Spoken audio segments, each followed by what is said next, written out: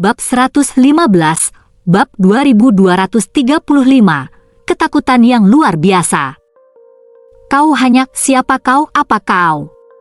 Suara Yunce bergetar, kata-katanya tertahan antara ketidakpercayaan dan ketakutan, bebannya menghujani udara bagai doa yang rapuh.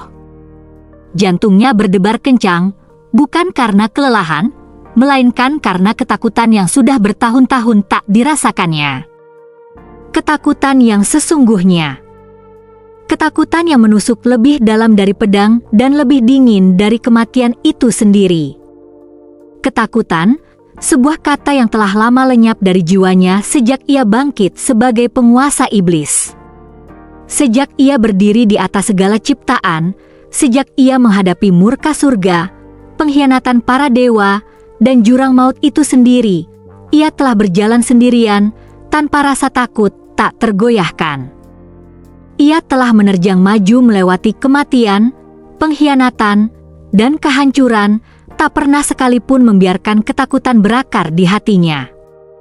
Namun kini ia berdiri diam. Terguncang. Tak tertambat. Tubuhnya menolak untuk bergerak, jiwanya menolak untuk tenang. Masa depan yang telah ia perjuangkan, rencana yang ia susun dengan begitu cermat, masa depan yang penuh harapan, penebusan, dan kedamaian hampir tercapai. Ia mulai percaya lagi. Bermimpi lagi. Jalan ke depan akhirnya terpancar, jalan di mana ia bisa melindungi orang-orang yang ia cintai, di mana ia bisa mengukir kedamaiannya. Namun, momen ini, makhluk yang mengenakan kulit dan jiwa Feng Juan, telah menghancurkan cahaya itu. Segalanya tentang dirinya tetap sama. Jiwa, aura, semuanya mengarah pada Feng Juan.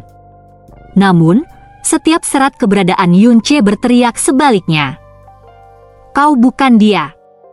Bisik Yunce, suaranya serak, kering seperti debu. Kau tak mungkin Feng Juan. Rasa takut yang luar biasa yang membebani Yunce melampaui apapun yang pernah ia alami. Nalurinya, yang diasah oleh cobaan yang tak berkesudahan, kini berteriak memperingatkan. Dan sumbernya berdiri dengan tenang di hadapannya, berbalut wujud seseorang yang telah lama meninggal. Ini bukan sekadar kekuatan, melainkan dominasi. Kehadiran yang mendistorsi ruang, menghancurkan waktu, dan membengkokkan realitas bukan dengan usaha, melainkan hanya dengan keberadaan. Yunce telah menghabiskan berhari-hari melarikan diri, mengerahkan seluruh kekuatannya untuk melarikan diri, melintasi jarak yang begitu luas sehingga bahkan dewa sejati kuno terkuat pun mungkin kehilangan jejaknya. Namun makhluk ini, hanya dengan satu gerakan, telah memampatkan seluruh jarak itu, menyeretnya kembali seolah-olah semua itu tak pernah terjadi. Semua itu, gerakannya, pelariannya, tekadnya, menjadi sia-sia. Napasnya tercekat di dadanya saat keputusasaan perlahan mengalir ke pembuluh darahnya. Siapa aku? Ya. Jawab sosok itu lembut, suaranya tidak dingin atau kejam, melainkan muram. Ia sedikit memiringkan kepalanya, dan senyum tersungging di wajah pucatnya. Tapi itu bukan ejekan, itu adalah senyum lelah dan jauh yang merasakan sakit yang jauh lebih dalam daripada kata-kata. Tatapannya, sedalam kehampaan, tertuju pada Yunce. Aku, seseorang yang seharusnya tak ada. Suara itu bergetar bukan karena amarah atau kegilaan, melainkan oleh duka yang tak tertahankan. Duka yang begitu tua, begitu dalam, hingga menembus jiwa Yunce bagai jarum takdir yang membeku. Yunce merasakan jantungnya berdebar kencang. Saat kata-kata itu terucap, ruang di sekitarnya menjadi sunyi, bukan hanya sunyi, tetapi tak bernyawa. Bahkan kulit dan jiwa ini. Bisik makhluk itu lagi, mengangkat tangan pucat dan meliriknya dengan rasa hormat yang hampa. Hanyalah sesuatu yang kuambil dari hayalanku sendiri. Mata Yunce melebar saat jiwanya bergetar hebat. Ini bukan Feng Juan. Auranya, jejak jiwanya, begitu identiknya sehingga tak ada teknik di dunia ini yang bisa menirunya. Namun cara makhluk ini berbicara, beban kehadirannya, kendalinya yang tak terduga atas ruang dan takdir itu sendiri. Seseorang yang seharusnya tak ada. Suaranya nyaris tak terdengar, tercekat oleh ketidakpercayaan. Implikasinya membuat perutnya mual, dan pikirannya berputar-putar dalam pusaran pertanyaan. Tiba-tiba, tanpa peringatan, gelombang cahaya suci yang cemerlang meletus dari lubuk jiwa Yunche. Kehadiran suci, kekuatan hidup ilahi yang telah lama terpendam di dalam dirinya, telah terbangun. Seperti matahari terbit yang tiba-tiba menembus malam abadi, pancaran ilahi energi cahaya mendalam melonjak melintasi dunia batinnya, menyelimuti jiwanya yang babak belur dalam kehangatan yang menenangkan. Beban ketakutan yang telah menggerogoti Yunche selama berjam-jam tampaknya untuk sesaat terangkat. Namun momen itu hancur hampir seketika. Cahaya itu membeku. Gelombang kekuatan ilahi terhenti di tengah alirannya, seolah direbut oleh kekuatan tak terlihat. Apa ini? Di mana kita, Yunche? Suara gemetar, dipenuhi kebingungan, teror, dan ketidakpercayaan bergema di dalam jiwanya. Lisuo, Dewi Kehidupan, adalah sosok yang telah tertidur lelap di dalam dirinya sejak ia mempercayakan kekuatan ilahinya. Kehadirannya yang lembut dan menenangkan selalu menjadi benteng ketenangan, kekuatan suci yang membimbingnya bagai sinar matahari di kegelapan. Tapi sekarang, suaranya bergetar. Bukan karena kelelahan, bukan karena terkejut, melainkan karena ketakutan yang murni. Semacam ketakutan yang belum pernah Yunche dengar darinya, bahkan dalam ingatan terakhirnya, bahkan ketika dihadapkan pada akhir kekacauan primal. Sejak terobosan dan kenaikan Yunche yang terus-menerus ke alam kekuatan yang semakin tinggi, pemulihan Lisuo semakin cepat, sedikit demi sedikit, hingga ia semakin menyadari sekelilingnya. Baru-baru ini, ia telah mengerahkan sebagian kekuatan ilahinya untuk melindungi jiwa Yunche selama serangan balik dahsyat dari Other Sore Asura. Serangan itu memang menguras tenaga, namun ia mampu bertahan dengan tenang. Namun kini, setelah ia mendapatkan kembali kesadarannya yang cukup untuk benar-benar merasakan dunia di sekitar mereka, tempat yang telah mereka masuki, semua ketenangan lenyap. Segenap jiwanya mencelos ketakutan. Sebagai Dewi Kehidupan, penguasaan Lisuo atas hukum kehidupan tak tertandingi, yang pertama, bahkan sebelum semua dewa pencipta dan kaisar iblis lainnya. Pemahamannya tentang vitalitas, kelahiran kembali, dan penciptaan itu sendiri mutlak, terukir dalam jiwanya sejak awal kekacauan primal. Itulah sebabnya, saat indera ilahinya bersentuhan dengan keberadaan di hadapan Yunche, keberadaan yang seolah menentang semua hukum yang ia pahami, rasa takutnya tak hanya muncul. Rasanya meledak. Apa? Suaranya, yang beberapa saat lalu masih terdengar jernih, tiba-tiba menjadi serak, bergetar seolah ada sesuatu di dalam dirinya yang patah. Getaran berdesir di jiwa ilahinya, getaran naluri, bukan akal sehat. Lalu, suaranya kembali pecah dalam bisikan yang bukan ditujukan untuk Yunche, melainkan untuk dirinya sendiri. Makhluk itu seharusnya tidak. Dan kemudian, ia melihatnya. Fen Juan. Atau apa yang menyerupai wujudnya. Saat kesadaran ilahinya sepenuhnya terkunci pada sosok yang berdiri di hadapan Yunche, jiwa Lisuo tersentak. Esensinya yang bercahaya mundur seperti kupu-kupu yang hangus terbakar, dan tanpa berpikir dua kali, tanpa sepatah kata pun peringatan. Ia mundur. Kekuatan ilahinya runtuh ke dalam. Akal sehatnya lenyap dari kesadaran Yunche. Kehadiran yang menenangkan yang berkobar begitu terang beberapa saat sebelumnya kini telah lenyap, tersembunyi, terkubur di lapisan terdalam jiwa Yunche, bagaikan hewan terluka yang berjuang mencari perlindungan menghadapi kepunahan. Pupil mata Yunche bergetar hebat. Dewi Kehidupan, yang sulung di antara para dewa era primordial, yang telah membentuk dunia dengan napasnya dan melahirkan kehidupan dengan kehendaknya, wanita yang telah menghadapi akhir era dewa dengan keanggunan yang menantang, berlari. Dan ia tidak hanya melarikan diri. Ia bersembunyi. Ia bersembunyi darinya. Dari sesuatu yang berdiri di hadapan Yun Che. Semua suara seakan lenyap. Bahkan bisikan angin dari dunia yang sunyi ini pun terhenti. Dan dalam keheningan yang menyusul, harapan terakhir yang Yun Che pegang teguh di dalam hatinya retak dan gugur, sepotong demi sepotong, saat bibirnya terbuka, namun tak ada kata yang terucap. Hanya beban tak tertahankan dari sesuatu yang tak diketahui yang menekannya. Fan Juan perlahan menggelengkan kepalanya, dan desahan samar terucap dari bibirnya. Kata-kata berikutnya datang bukan dengan dingin atau acuh tak acuh, melainkan dengan sesuatu yang sama sekali berbeda dari semua yang baru saja dialami Yun Che. Tidak perlu takut padaku, adik Li Suo. Aku tidak akan menyakitimu. Suaranya lembut. Lembut. Hangat. Namun saat kata-kata itu terucap, seluruh jiwa Yun Che bergetar hebat. Apa? Bukan hanya isi kata-kata itu yang membuat napasnya sesak, melainkan cara pengucapannya. Nadanya tidak seperti yang digunakan Fan Juan saat berbicara dengan Yun Che beberapa saat sebelumnya. Nadanya tidak acuh atau menakutkan, melainkan kekeluargaan.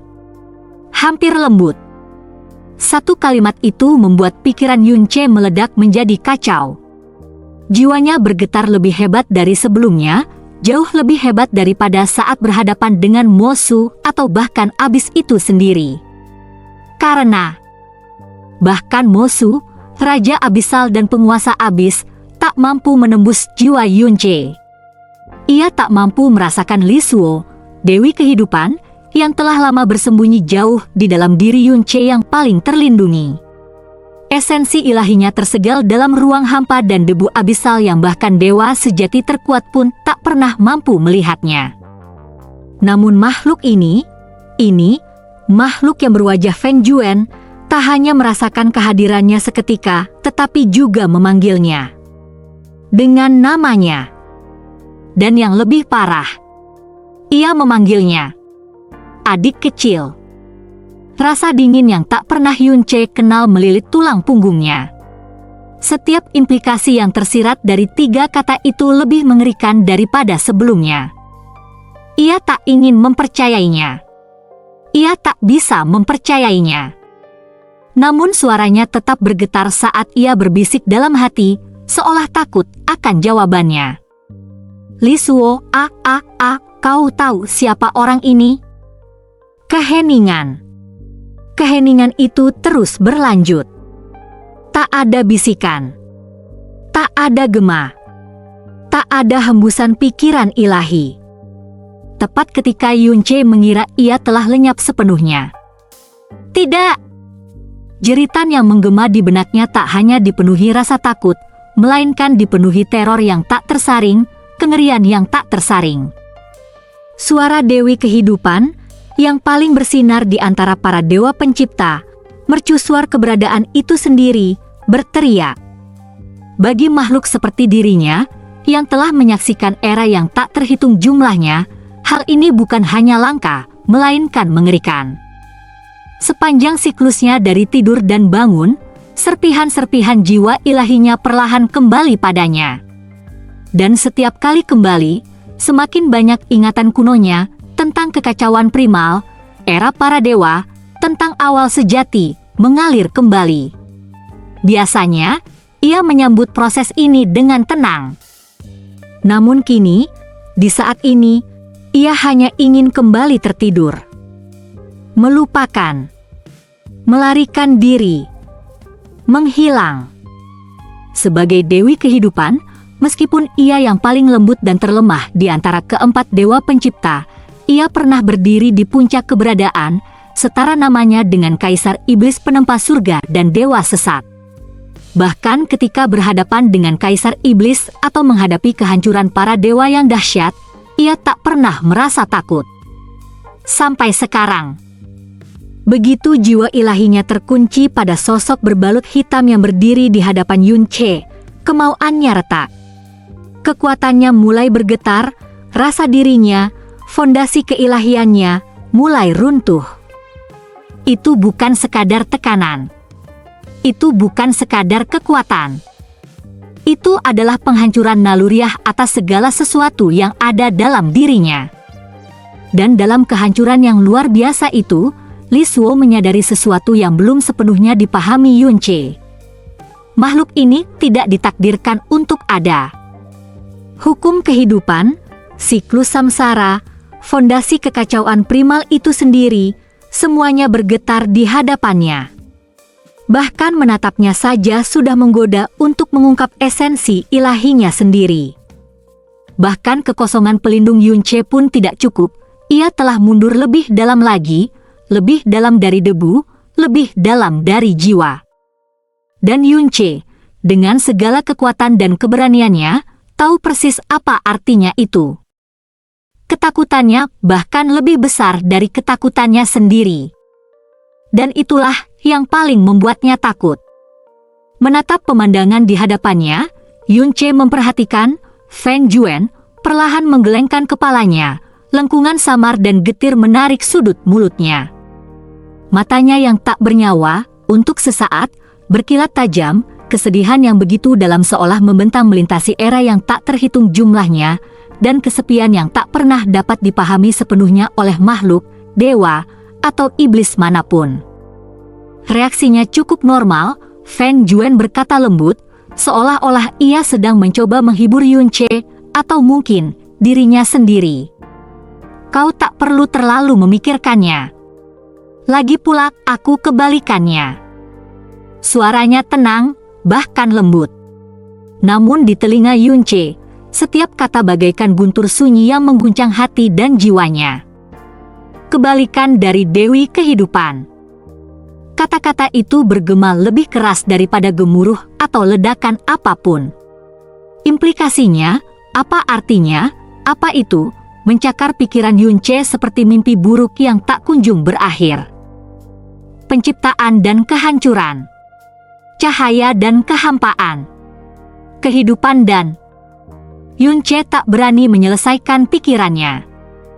Namun, pria di hadapannya, jika ia memang bisa disebut manusia, membicarakannya seolah-olah itu hanyalah fakta, telah lama diterima dan tak lagi pantas diratapi.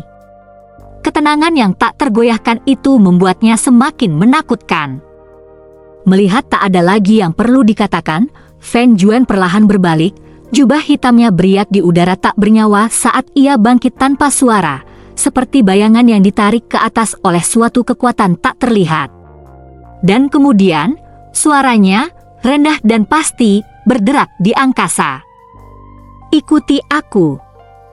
Dan Yun Che melakukannya. Bukan karena ia mempercayai perintah itu. Bukan karena ia ingin. Tetapi karena sesuatu yang jauh lebih besar daripada rasa takut memaksanya, beban yang menekan setiap serat keberadaannya, perintah yang begitu mutlak sehingga tak dapat dilanggar. Tubuhnya bergerak tanpa kehendaknya. Layaknya anak bebek yang terperangkap dalam tarikan gravitasi sesuatu yang jauh lebih luas daripada dirinya, ia membubung ke angkasa mengikuti pria berbaju hitam itu.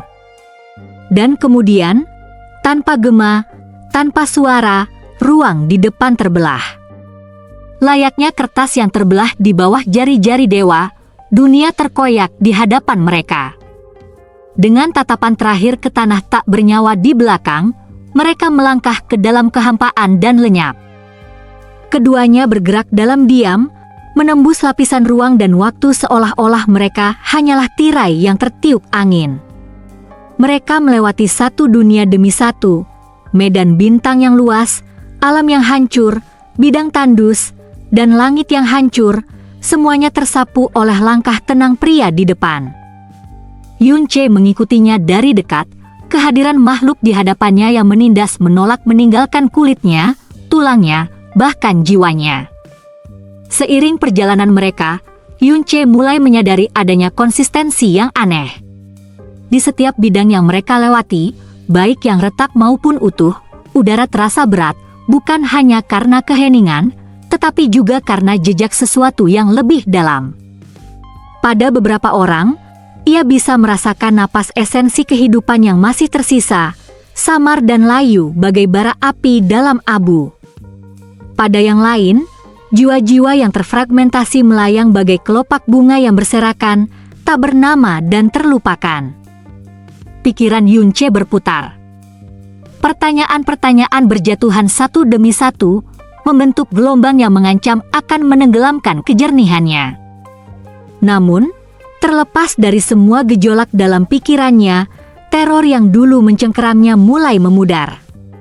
Bukan karena bahayanya telah berkurang, melainkan karena nalurinya yang dipertajam oleh pertemuan hidup dan mati yang tak terhitung jumlahnya, membisikkan bahwa makhluk di hadapannya tidak memiliki niat untuk menyakitinya belum. Meski begitu, Yunche tak berani bersantai.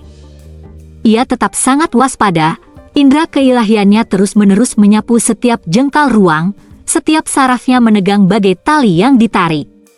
Namun kenyataan pahit mengendap di dadanya bagai es. Jika Fan Juan ini benar-benar menginginkan kematiannya, tak ada yang bisa ia lakukan. Bukan kekuatan dunia-dunianya yang tak terbatas, bukan jalan agung Buddha, bahkan pedang leluhur atau tubuh Void pun tak ada.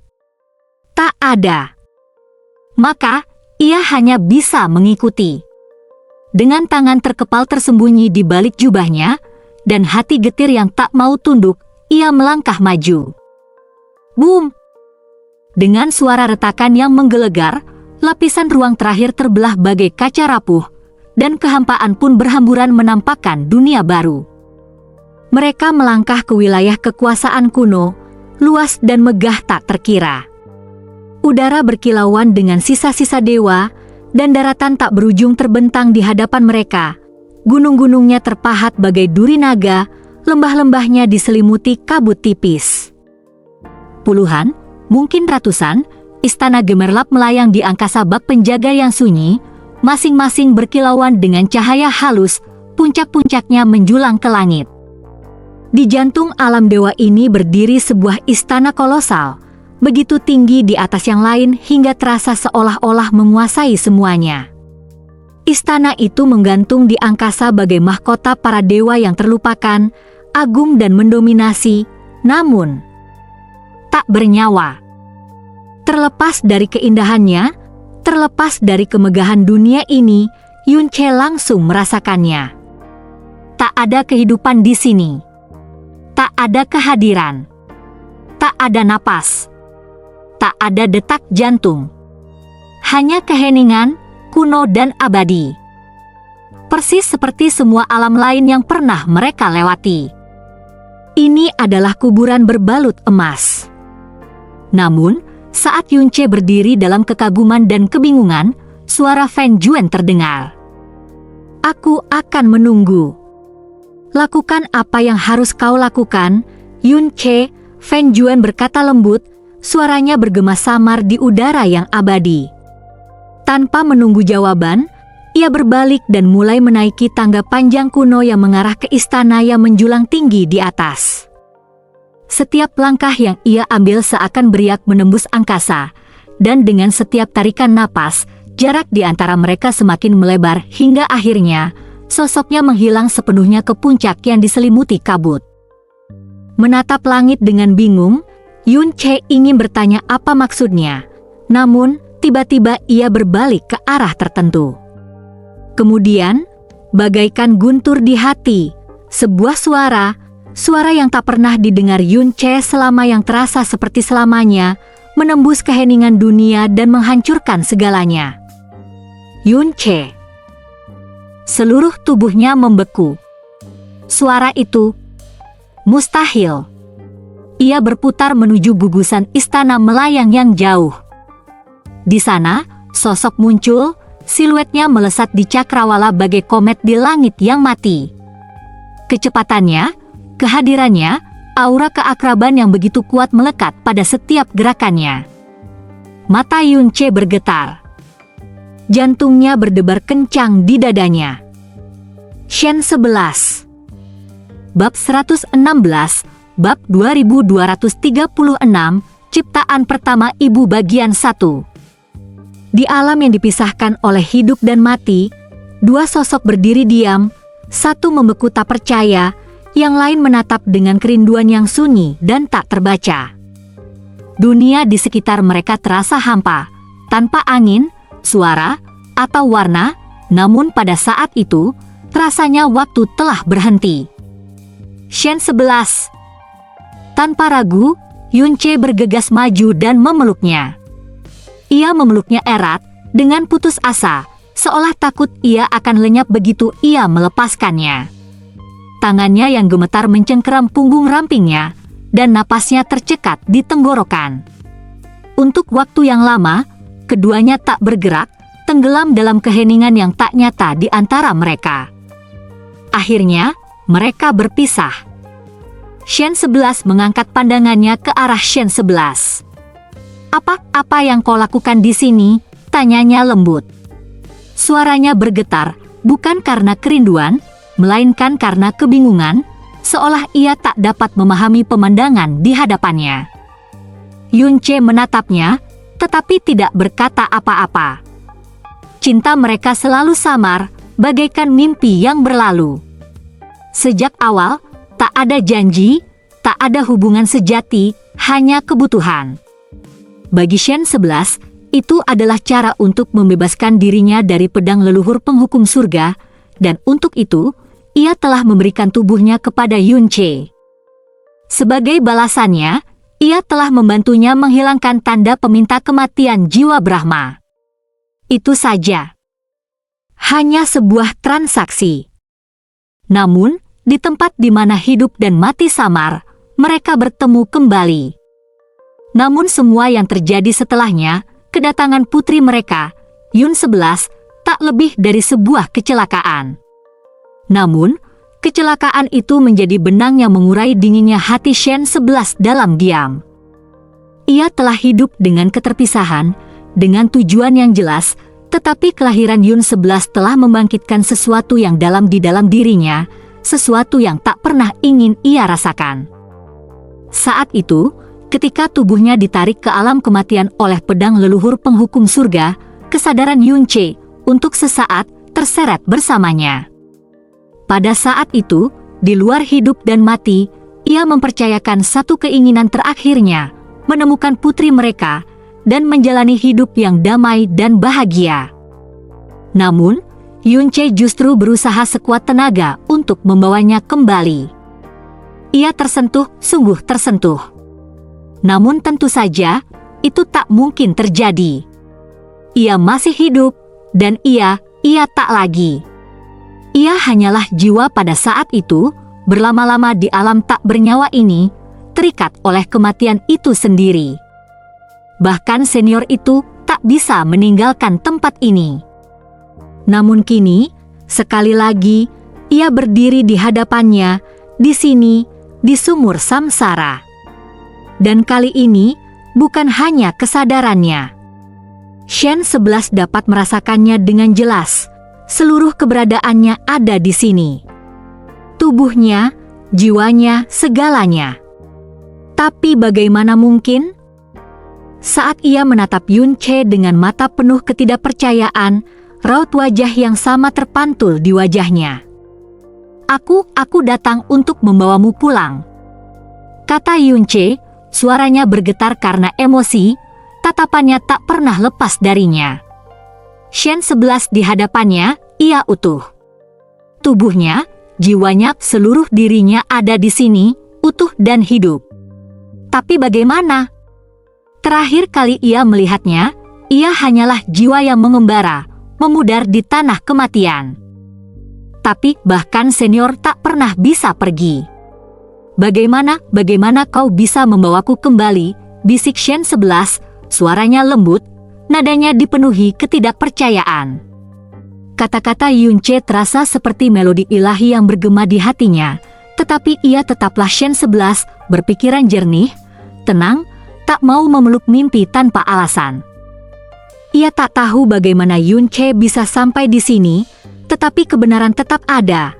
Tak ada apapun di dunia ini yang bisa pergi. Bahkan dirinya sendiri. Ketika senior itu mengumpulkan esensi kehidupan, jiwa, dan tubuh fisiknya, menempanya kembali menjadi keberadaan yang utuh dan memberinya kehidupan baru, itu adalah bukti kekuatan yang begitu mengerikan, begitu tak terduga, hingga menyaingi, bahkan mungkin melampaui, kekuatan mantan tuannya, Li Suo, Dewi kehidupan di era primordial. Namun, bahkan dengan tingkat kekuatan itu, bahkan senior itu pun tak mampu meninggalkan tempat ini.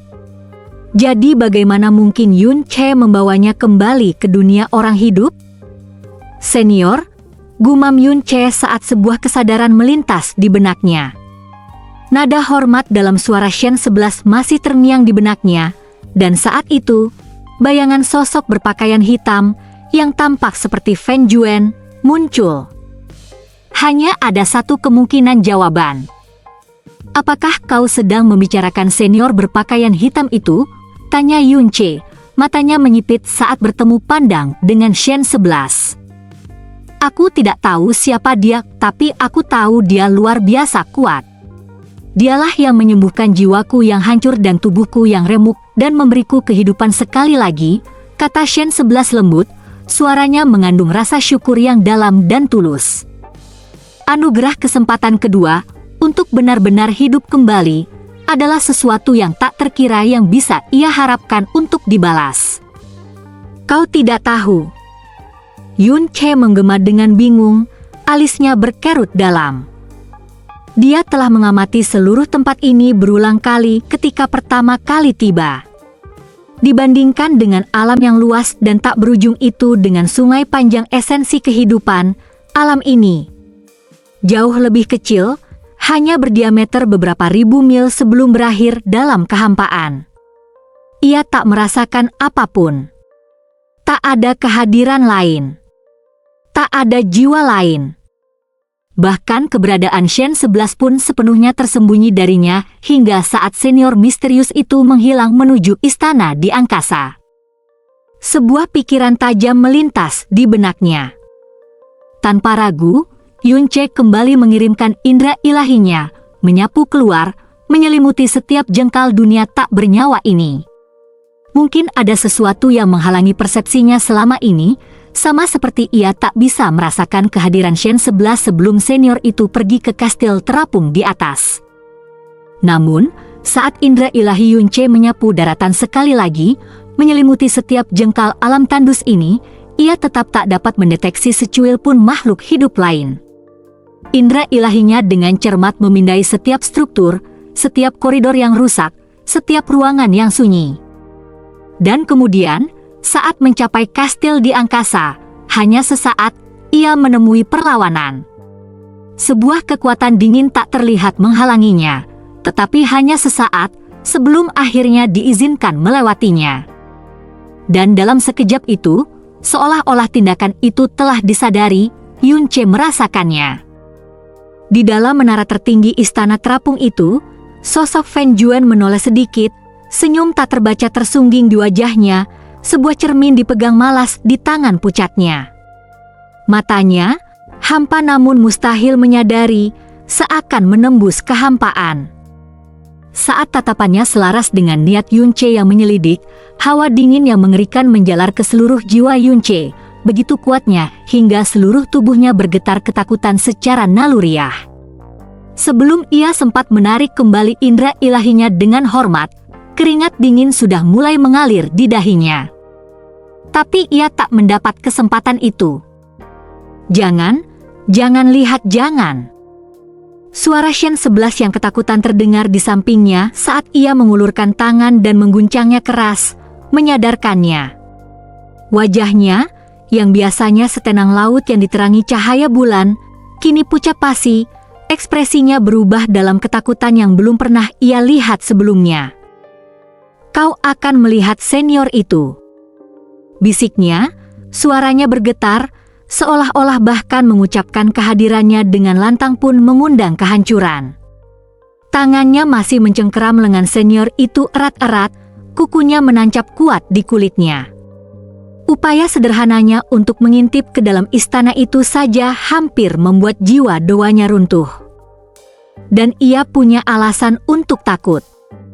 Sebagai putri Dewa Naga Biru Primordial, dibesarkan di bawah pengawasan ketat ayahnya, klannya, dan kemudian gurunya yang terhormat, Lisuo, Dewi Kehidupan itu sendiri, kultivasi Shen 11 telah lama melangkah ke puncak alam dewa sejati.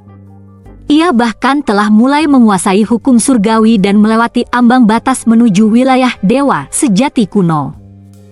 Namun, bahkan dengan semua itu, ketika ia pertama kali mencoba menatap sosok yang telah menyelamatkannya, mencoba menatap senior yang telah merekonstruksi tubuh dan jiwanya yang hancur, ia mendapati dirinya tak mampu.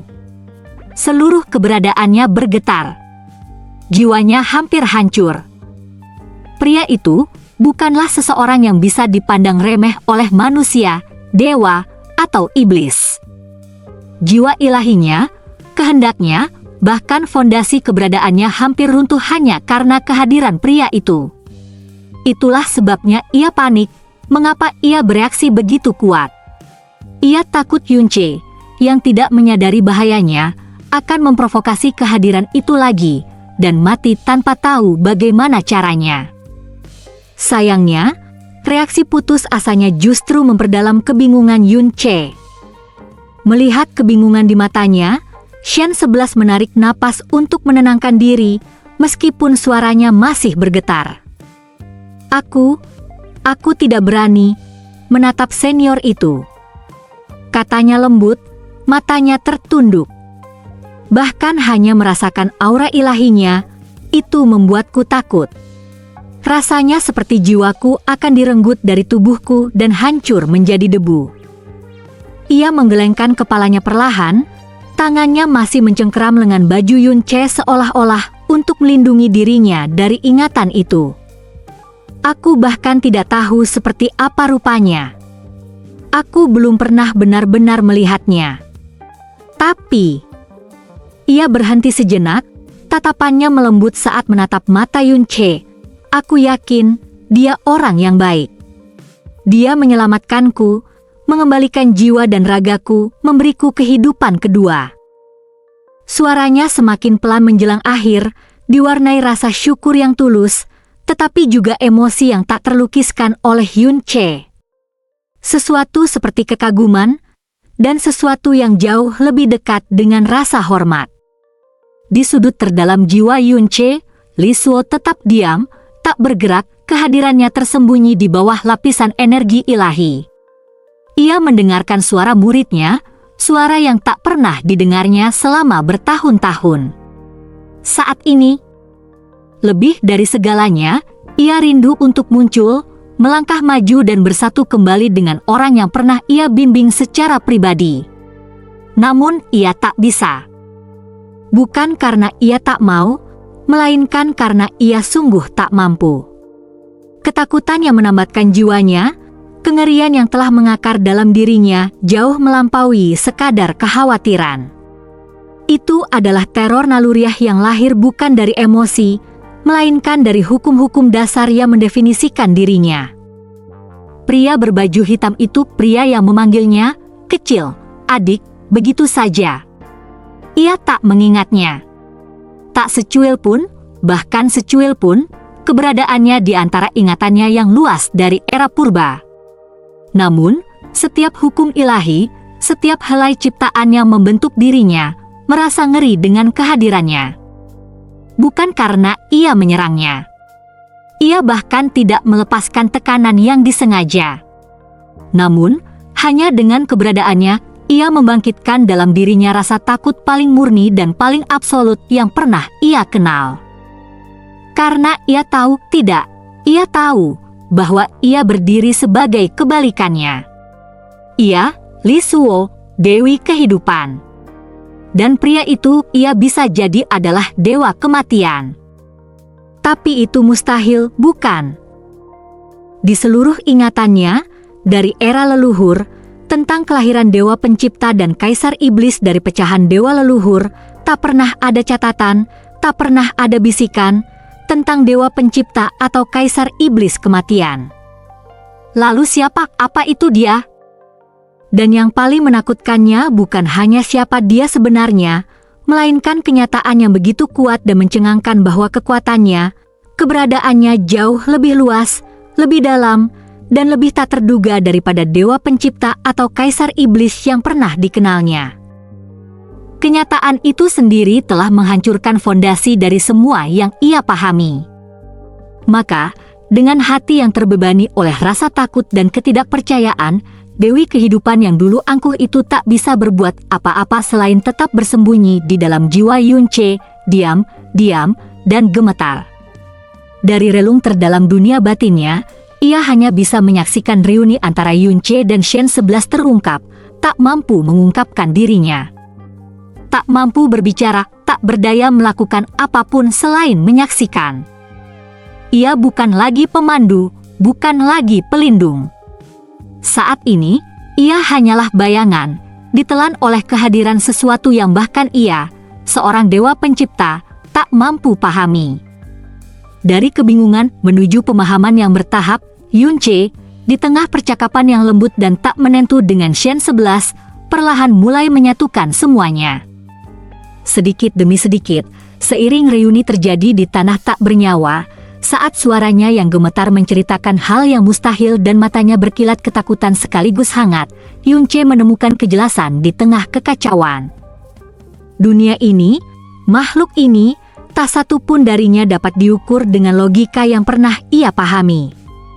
Akhirnya, keduanya berdiri dalam diam, Yunche di sisinya, tatapannya terangkat ke arah istana yang jauh melayang di langit. Ruang tempat keberadaan itu bersemayam, orang yang menyembuhkan jiwa Shen 11, yang menyebut Dewi kehidupan sebagai adik perempuannya, yang meneror para dewa pencipta tanpa pernah mengangkat tangan. Tanpa sepatah kata pun, Yunche dengan hormat menundukkan kepalanya dan membungkuk dalam-dalam ke arah istana di langit. Tidak ada kesombongan, tidak ada tantangan, tidak ada perlawanan, hanya rasa hormat dan pengakuan tak terucapkan akan sesuatu yang jauh di luar pemahamannya. Kemudian, di saat hening itu, ia berbalik kembali ke Shen 11 dan dengan lembut mengulurkan tangannya. Shen 11 menerimanya tanpa kata, dan keduanya mulai berjalan bersama, selangkah demi selangkah, melintasi dunia tak bernyawa. Keduanya berjalan cukup lama, dan dalam bentangan jalan mereka yang tak lekang oleh waktu itu, mereka bercerita tentang segalanya, semua yang telah terjadi sejak mereka berpisah. Dari sisi Yunche, dari sisi Shen 11, ada banyak cerita, banyak peristiwa, banyak momen yang tak terhitung jumlahnya untuk dibagikan. Kata-kata mereka mengandung suka dan duka, rasa bersalah dan rindu.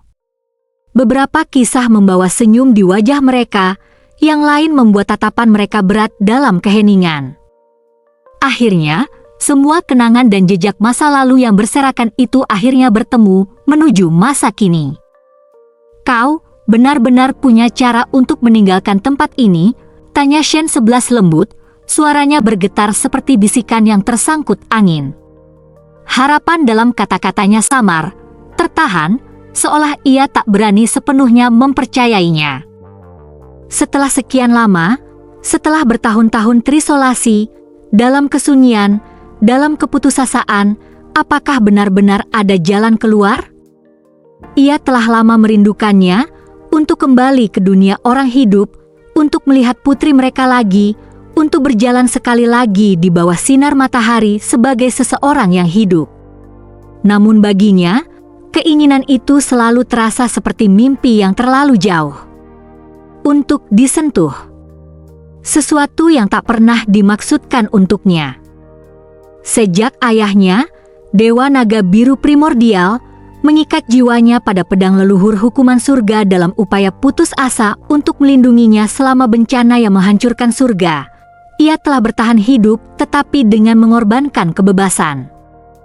Ia telah terperangkap selama jutaan tahun di dalam pedang suci itu, jiwanya terombang-ambing antara hidup dan mati. Baru sekitar 200.000 tahun yang lalu kekuatan pedang itu melemah sedemikian rupa sehingga ia akhirnya bisa muncul kembali. Bahkan saat itu, jiwanya masih terbelenggu. Kebebasannya tak lengkap. Baru setelah ia dan Yunce menjadi satu, hingga penyatuan jiwa dan raga itu, ikatannya mulai mengendur, sisa-sisa kutukannya mulai terurai dan untuk pertama kalinya, harapan akan kebebasan sejati mulai berkelebat di lubuk hatinya. Tetapi karena Yunce dan karena keberadaan putri mereka, Shen 11 yang telah terikat selamanya pada pedang leluhur hukuman surga, terpaksa memanfaatkan kekuatannya yang semakin menipis untuk mengembalikan jiwa putri mereka dan esensi kehidupannya yang terfragmentasi. Ia dengan rela menuangkan sisa jiwa ilahinya sendiri ke dalam pedang, semakin melemahkan keadaannya yang sudah rapuh. Dengan demikian, pedang suci itu yang tak mampu mempertahankan bentuknya lagi, mulai dilahap oleh kekuatan dari alam terkutuk ini. Maka, dalam upaya putus asa untuk mempertahankan dirinya, pedang itu menjalankan kehendak terakhirnya. Ia membalikkan arus, menukar jiwa dan tubuh fisik Shen 11 ke alam ini, sementara ia sendiri melarikan diri ke dunia orang hidup, berharap untuk bertahan hidup dan suatu hari mendapatkan kembali kekuatannya.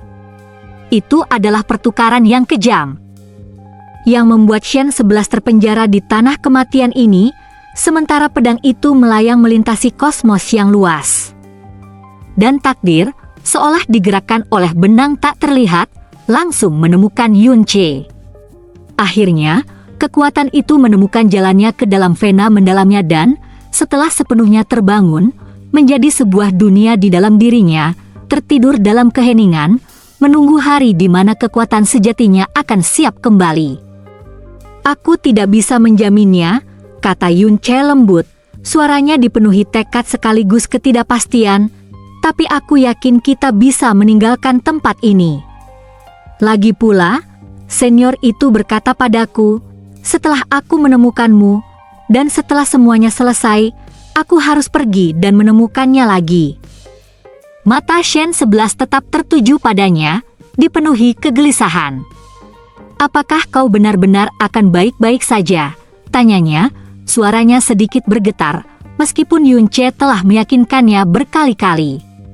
Terlepas dari keyakinannya, kekhawatiran di hatinya justru semakin dalam.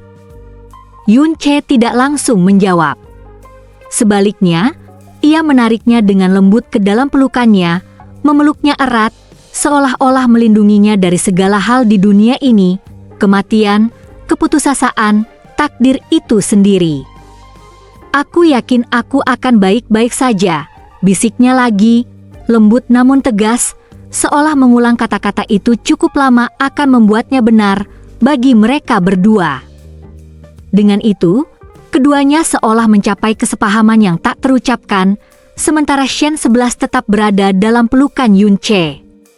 Hatinya, yang telah lama terasa dingin dan jauh, semakin melunas setiap kali Shen 11 menyentuh dadanya.